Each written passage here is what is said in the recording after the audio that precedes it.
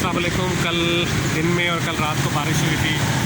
आप लोगों को याद होगा, आप इसी शहर में रहते हैं जो लोग पिछले 20-25 साल के अगर रिकॉर्ड देखा जाए तो ये 10 सितंबर का जो अंडरपास है और इसके साथ जो रोड है, इस पर हमेशा ही इसी तरह पानी जो है जमा होता है।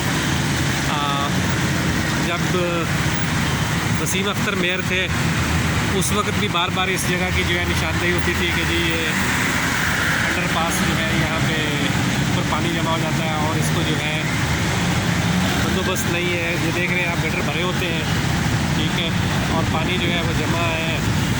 इसी तरह जो है वो आप देख रहे हैं आगे एक गाड़ी तो लगी हुई है वाटर बोर्ड की पानी करने की, लेकिन ये है कि अब उनको बोला है तो वो कह रहे हैं कि जी वो हम लोग तो अपने तौर पर कर रहे हैं, लेकिन बात ये है कि बारिश बहुत ज़्यादा हुई है जिसकी वजह से जो है ना वो पानी फौरी तौर पर नहीं निकाला जा सकता।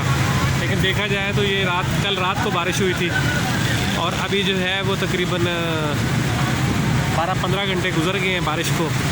उसके बावजूद आप देख रहे हैं कि शहरी किस तरह परेशानी से जो है एक लाइन में पानी के अंदर से गुजर रहे हैं और काम तो कर रहे हैं वाटर बोर्ड वाले, लेकिन मतलब ये है कि जो काम मिनटों में होना चाहिए वो घंटों में होता है।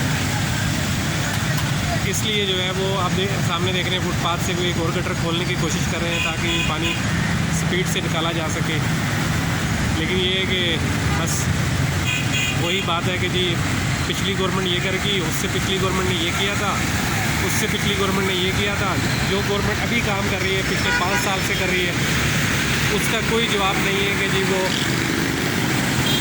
क्या कर रही है। मतलब इस एरिया की अगर आप देखेंगे तो पिछले 25-30 सालों में एक ही पार्टी की गवर्नमेंट रही है, उसमें कोई नहीं कह सकता कि जी वो उसने क्यों नहीं किया। उन्हीं का एरिया है, वही हमेशा जीतते हैं, इस बार भी वही जीते हैं, अगली बार भी वही जीतेंगे, लेकिन काम वो है जो वहीं का वहीं पड़ा हुआ है और वो नहीं हो रहा।